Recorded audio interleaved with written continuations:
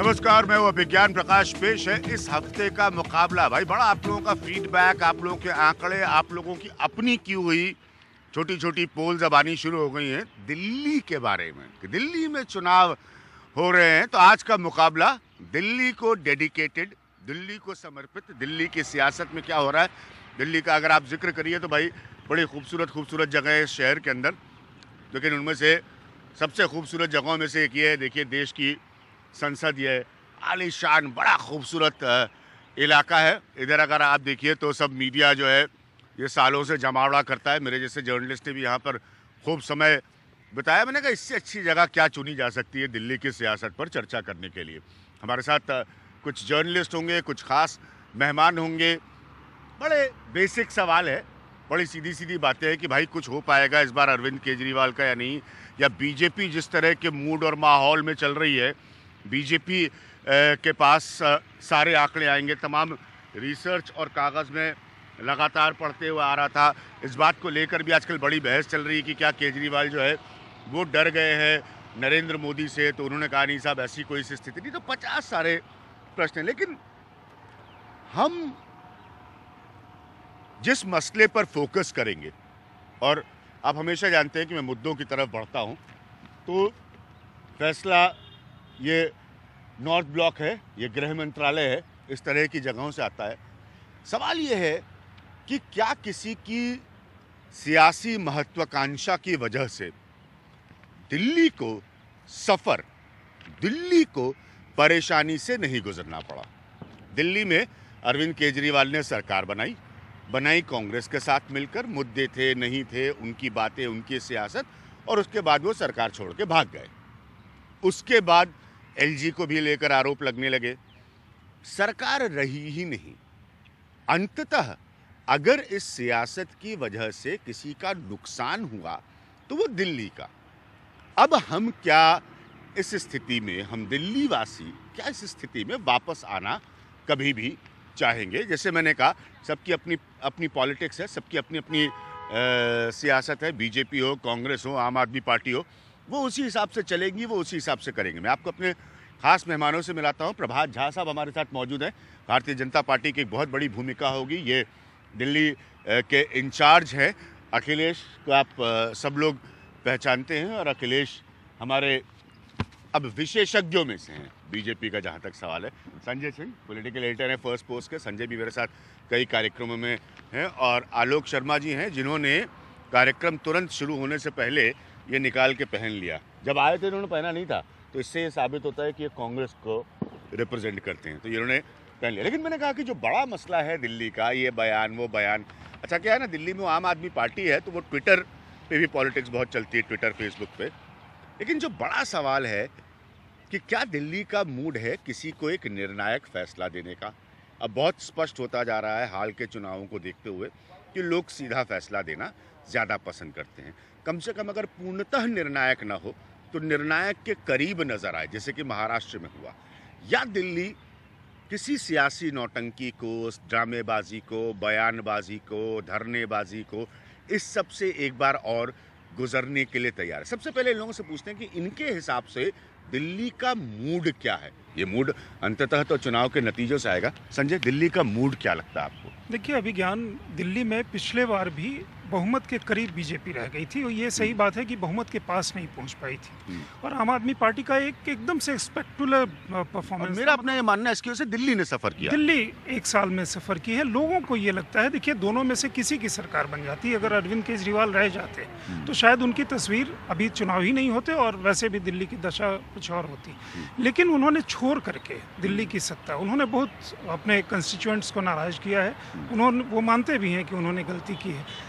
तब से अभी तक में एक नरेंद्र मोदी ने जो लोगों के साथ कनेक्ट किया है, वो पार्लियामेंट्री इलेक्शंस के रिजल्ट के बाद भी जिस तरह से वो कनेक्ट कर रहे हैं, जो अभी चुनाव आए हैं, या जो बनारस में भी जो अपनी कंस्टिट्यूंसी में गए हैं, तो जिस तरह से एक प्रधानमंत्री के साथ एक लीडर वाली जो चीज़ होती है कि लोगों के साथ कनेक्ट करना, उसके बाद दिल्ली का अगर जब चुनाव होता है तब तक झारखंड और जम्मू एंड कश्मीर के भी चुनाव हो चुके होंगे। तो डेफिनेटली दिल्ली की साइकी को भी, लोगों के जो मतदाता हैं उनकी साइकी को भी अफेक्ट करता है। देखिए, सीधा चुनाव तो लगभग आम आदमी पार्टी और बीजेपी के बीच में होगा। बीजेपी पिछले बार आम आदमी पार्टी को शुरू में हल्का मान करके चल रही थी, बाद में उन्होंने सीरियसली लिया। इस बार वो पिछले बार से सबक लेकर के मेरे ख्याल में वो सीरियसली आम आदमी पार्टी को आंक करके चल रही है और अपनी रणनीति भी उसी तरह से बनाएगी। तो एक जो नेशनल मूड है, लग रहा है कि दिल्ली हमेशा क्लियर कट होता है, पार्लियामेंट्री इलेक्शन में 7-0 है, तो वहां से ये वापस वो मूड रिफ्लेक्ट करेगा, स्थिति नहीं पहुंचे। प्रभा जी, दिल्ली क्या चाहता है? दिल्ली का मूड, देखिए, दिल्ली चाहता है देश की राजनीति से जुड़ना, देश की सरकार से जुड़ना, और देश की सरकार यानी एनडीए नीति भारतीय जनता पार्टी की जो सरकार है, और क्योंकि उसको 1 साल में लगा है कि वो बड़ी पार्टी बनाकर गलती की उसने, या तो सरकार में ले आती, और दूसरी गलती ये हो गई कि आम पार्टी सरकार में भी आई और चल भी नहीं पाई। इसके लिए, और इस बीच में कहा जा रहा है कि 1 साल तक बीजेपी लटकाती रही। मैं इसको भी स्पष्ट करना चाहता हूँ, भारतीय जनता पार्टी को एक पत्र मिलता है 2013 के दिसंबर में कि आप आइए, लार्जेस्ट पार्टी है, इस पर आप जवाब देते हैं कि आप नहीं बना सकते, हर्षवर्धन जी की चिट्ठी लिखी जाती है। उसके बाद लगातार हमारे मन में क्या था हम नहीं जानते। दूसरी चिट्ठी तो आई है 2014 के नवंबर में, हम उसके पहले कैसे बात कर लेते। अब नजीब जंग जी ने कोई चिट्ठी दी नहीं, हवा में बातें उड़ती रही कि ये सरकार बनाना चाहते हैं, ये तोड़ रहे हैं, और इसका कुछ नाजायज फायदा किसने उठाया? आम पार्टी। आपके अध्यक्ष अमित शाह इस तरह के संकेत देते रहे कि आप लोग सरकार बनाने में रुचि रखते हैं, इसलिए बीजेपी पर यह चार्ज लगा। नहीं, ये उन्होंने ये कहा था कि अवसर मिलेगा, देखते हैं क्या होता है, सरकार बनाना गलत नहीं है, ये कहा था उन्होंने, ये नहीं कहा था कि हम सरकार बना। तो आपने ये कभी नहीं कहा, तो इसका मतलब आप हर्षवर्धन के बयान से पलट गए। हर्षवर्धन ने तो चिट्ठी में लिख के दिया था कि नंबर्स नहीं, हमें सरकार बनाने की कोई कोशिश नहीं करनी चाहिए। अमित शाह कह रहे हैं कि हाँ, मौका मिले तो क्यों नहीं। लेकिन अभिज्ञान जी, हमने कहीं ये भी लिख के नहीं दिया कि हम सरकार बनाने। ये मीडिया में और आप पार्टी ने इसकी अफवाह फैलाई, कोई 4 करोड़ में, कोई 5 करोड़।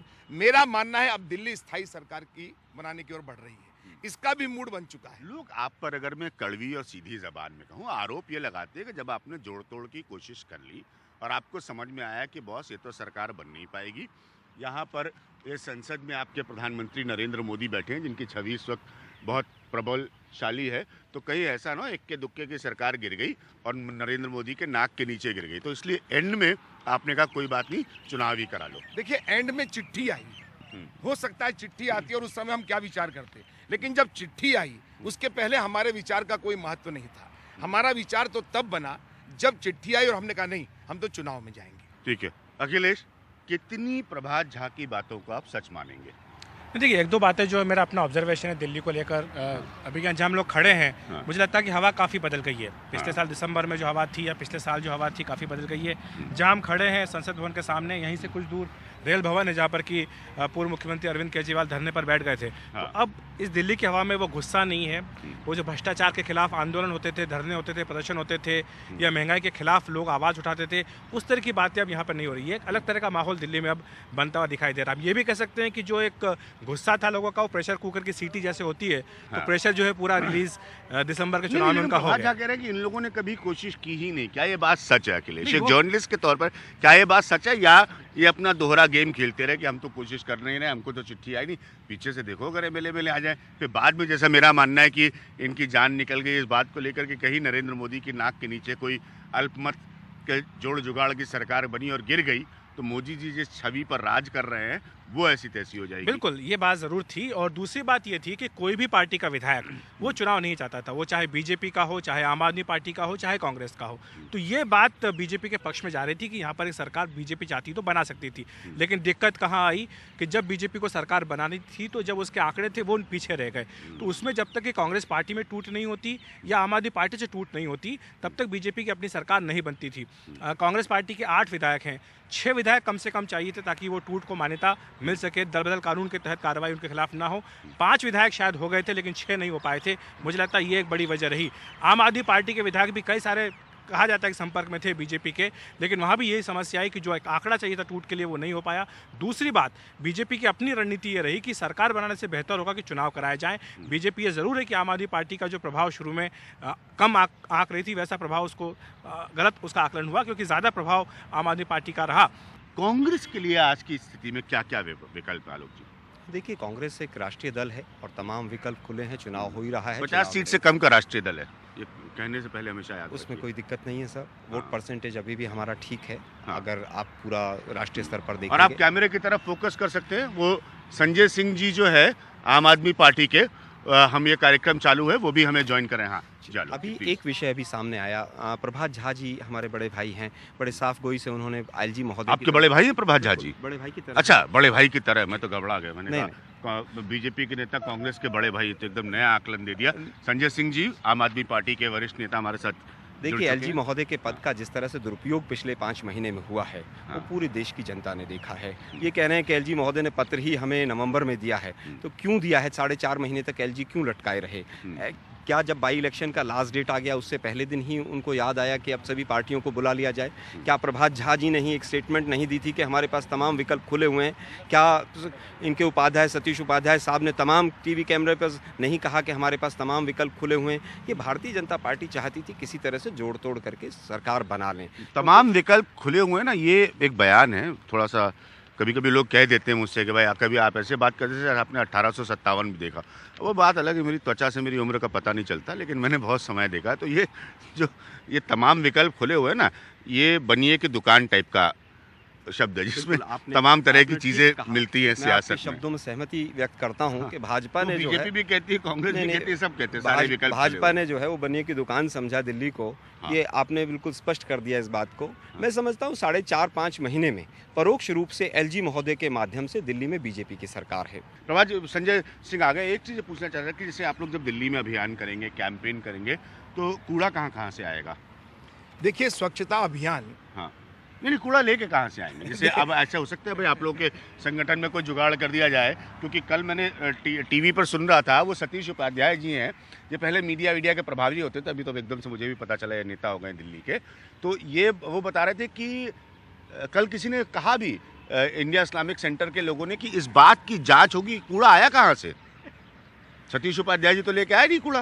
अब देखिए वहाँ पर इंडिया इस्लामिक सेंटर ने, अच्छा, उनकी गलती है, नहीं इस्लामिक गलती सेंटर। में हाँ। स्वच्छता अभियान की शुरुआत उनको करनी थी, उन्होंने बुलाया था। यदि मुझे भी कोई बुलाता तो अब कचरा फैलाया गया है या कचरा इकट्ठा किया गया है या कचरा फिर से डाल दिया गया है, इसमें सतीश उपाध्याय अब जी मान की कोई लीजिए गलती यहाँ पे हम लोग हैं, जरा दिखाना चाहूंगा, यहाँ कहीं कचरा नहीं है, बड़ा आलिशान शानदार इलाका है। और मान लीजिए प्रभात जी, झा जी, आपको स्वच्छता अभियान करना हो तो नहीं। अगले आप कूड़ा थोड़ी फैलाएंगे। आप कूड़ा पर नहीं फैलाएंगे नहीं, ना? तो लेके आना पड़ेगा ना नहीं, कहीं नहीं, से। सवाल यही उठता है हाँ। कि अगर वहाँ किया गया है तो सतीश उपाध्याय जी को बुलाया गया, गए हो, वहाँ कूड़ा पड़ा हुआ था, सफाई की। लेकिन ये बात तो बाद में आपके कैमरे ने बताना शुरू किया कि कूड़ा लाया गया था। अभी ऐसा क्यों हुआ, ये तो लेकिन ये आप कॉन्फिडेंस से कह सकते हैं ना कि सतीश उपाध्याय जी या बीजेपी कूड़ा नहीं लेके जाएंगे? नहीं, कहीं नहीं कहीं नहीं लेके कहीं जाएंगे। नहीं जाएगी। वैसे हाँ, ये बात सही है, हिंदुस्तान अपने आप में बहुत गंदा है। नहीं, ऐसा कोई इस जरूरत गंदगी को बीजेपी साफ कूड़ा लेके करने के आए। लिए ही ठीक। जो काम 16 अगस्त 1947 से शुरू होना था उसको अब शुरू किया गया है। ठीक है, देखिए अब इन्होंने बता दिया प्रभात झा ने कि बीजेपी का कोई भी नेता कहीं से भी कूड़ा लेकर नहीं जाएगा।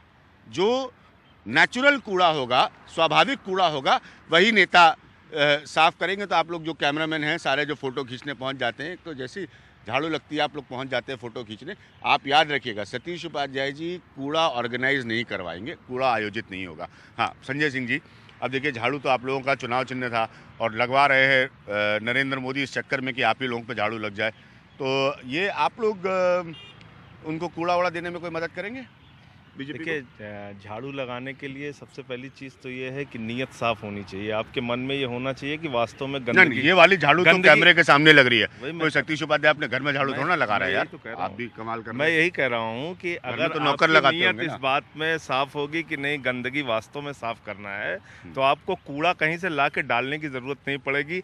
और लोधी रोड और अच्छा विजय- प्रभात जी, अगर थोड़ा सा ऐसे मेरे पब्लिसिटी का, क्योंकि मैं जीवन में तरक्की नहीं कर पाया, अगर आप लोग इंतजाम कर दे तो मैं और अखिलेश और संजय सिंह हम भी आके कैमरे के साथ, घर में झाड़ू नहीं लगाता हूँ मैं, झूठ नहीं बोलता, मैंने घर में आज तक झाड़ू नहीं लगाई कभी, लेकिन कहीं भी आप कूड़ा इकट्ठा करवा दे मैं साफ करने आऊंगा। देखिए इंडिया टीवी तो एनडीटीवी तो अभियान चला रहा है हाँ, हमारा तो अपना स्वाभाविक, मैंने बताया, मैंने कभी घर और में झाड़ू इसलिए लगाई। नहीं, आपने नहीं लगाया होगा, हाँ। लेकिन देश साफ रहे, हाँ, ये तो सब हम किसकी सब- इच्छा नहीं है। हम सब चाहते हैं और देश इसी साफ इच्छा रहे। की शुरुआत के लिए अभिज्ञान जी मैं ये कह नरेंद्र रहा हूं मोदी जी कि ने अगर कहा। आप मुझे पब्लिसिटी दिलवा दें और कूड़ा आपका, पब्लिसिटी मेरी, कूड़ा मैं कूड़ा अगले समाज झाड़ू का लगाएंगे बिल्कुल तैयार है। कूड़ा समाज का और संजय सिंह जी सफाई झाड़ू आप लगाएंगे ना मेरे साथ? बिल्कुल बिल्कुल हाँ? बिल्कुल जैसे कि सारे पत्रकार 9 झाड़ू लोगों की चेन आपकी बना तो- देंगे। अरे सर, आप कूड़ा तो मंगवाइए। नहीं, हम कूड़ा लोग का पूरे कूड़ा तो कैमरे सामने समाज झाड़ू में लगवाएंगे। है, उसकी सफाई करेंगे। नहीं, सतीश उपाध्याय वाला कूड़ा। नहीं, देखिए इस तरह से पीछे नहीं पड़ना चाहिए। साफ ठीक सुथरा है। देखिए, अब देखिए, मैं प्रभात जी बहुत बढ़िया बोलने वाले व्यक्तियों में से हैं। हाँ संजय, तो थोड़ी गंभीर बात पे वापस आते हैं, क्योंकि देखिए सब लोग रिएक्ट करते हैं। मैं आज भी अपने पेज वगैरह पे देख रहा था। अब लोगों को लगता है भाई कि ये सब तो ना किया जाए सियासत में, कि कूड़ा आ रहा है ताकि 25 कार्यकर्ताओं के बीच भारतीय जनता पार्टी की जय, मोदी की जय के बीच झाड़ू लग रही है। अब ये सब तो थोड़ा आयोजकों ने ज़्यादा कर दिया। हाँ संजय जी। नहीं, उसमें तकनीक का भी बहुत बड़ा रोल है। जितना तेज़ी से खबरें आजकल फैलती हैं, पहुंचती हैं, सोशल मीडिया पे चर्चा होती है, उससे अब कोई आदमी बच नहीं सकता। इसलिए ज़रूरी ये है कि कूड़ा साफ़ करने और गंदगी साफ़ करने के लिए विजय चौक और लोधी रोड जैसी जगह अगर खोजी जाएगी तो उसमें मुश्किल होगी। वो तो सही पकड़ बात में है। आ जाएगी। अब अभी यहाँ अब पे खड़े हैं, यहाँ आपको कूड़ा यहाँ खोजे तो मिलेगा नहीं, यहाँ आपको तो लाना ही पड़ेगा। बगल में संसद है, यहाँ पे ऐसे- तो मोदी जी का अभियान चल ही नहीं सकता, क्योंकि वैसे ऐसे इतनी खूबसूरत इलाके जगह है। खोजे जाएं जहां वास्तव में गंदगी है, तो सफाई अभियान अच्छे ढंग से चल सकता है। देखिए, ये कोई नहीं कह सकता कि ये स्वच्छता का अभियान कहीं से गलत है। इसको साफ नियत के साथ चलाया जाए और उसमें दिल्ली एमसीडी भी सहयोग करे। हमने 3000 फोटोज़ दी थी, ठीक है। अलग अलग इलाकों की 3000 फोटोज़ दी थी, और उसके पहले एक संडे को हमारे कार्यकर्ताओं ने अलग अलग जगहों पे जहाँ पे कूड़े थे वहाँ सफाई अभियान में हिस्सा लिया। 2 अक्टूबर को जिस दिन प्रधानमंत्री जी का आह्वान था, उस दिन हम लोगों ने हिस्सा लिया, और उस पर आज तक कोई कार्रवाई करने के लिए तैयार नहीं। उसमें कहते हैं साहब आप राजनीति कर रहे हैं। अगर आप सही बात भी बताइए तो उसमें भी कहते हैं साहब राजनीति कर रहे हैं। ठीक है, ये ठीक है। मैं ले रहा हूँ यहाँ पर एक छोटा सा ब्रेक, उसके बाद संजय सिंह जी के पास ही वापस आऊँगा। गंभीर मुद्दों को लेकर मैंने पहले हिस्से में कहा था कि दिल्ली का मूड क्या है, दिल्ली क्या चाहती है। मेरा गंभीर मसले पर यह ज़रूर मानना है कि दिल्ली जो है उसने सफ़र किया है, नुकसान दिल्ली का हुआ है। ये सरकार बना के ये बहुत बार अपनी स्थिति को समझा चुके हैं, लेकिन आज फिर इनसे पूछूंगा कि दिल्ली इस बार इन पर क्यों यकीन करे, आम आदमी पार्टी पर क्यों यकीन करे। रेडियो पर एक कार्यक्रम चलता है जिसमें इनके नेता को धरना कुमार बुलाते हैं, तो रेडियो पे ये सब तो आप जानते हैं, चाहे नरेंद्र मोदी हो, राहुल गांधी हो, सबके बारे में आज बड़ा व्यंग का युग है अलग अलग तरीक़ों से। तो वो कहते हैं कि भाई अगली बार अगर इनको वापस आना हो तो पता लगा वो मुख्यमंत्री बनेंगे कम, धरने पर ज़्यादा बैठ जाएंगे। तो एक वो सतीश उपाध्याय हैं, वो कूड़ा लाके ही साफ करा लेते। तो क्या दिल्ली को इस तरह के नेताओं से और गुजरने की ज़रूरत है? राहुल गांधी का तो पता नहीं, वो तो जब पता चल जाएगा तो आलोक जी बताएंगे। तो क्या दिल्ली को इस स्थिति से वापस गुजरने की ज़रूरत है? एक छोटे से ब्रेक के बाद।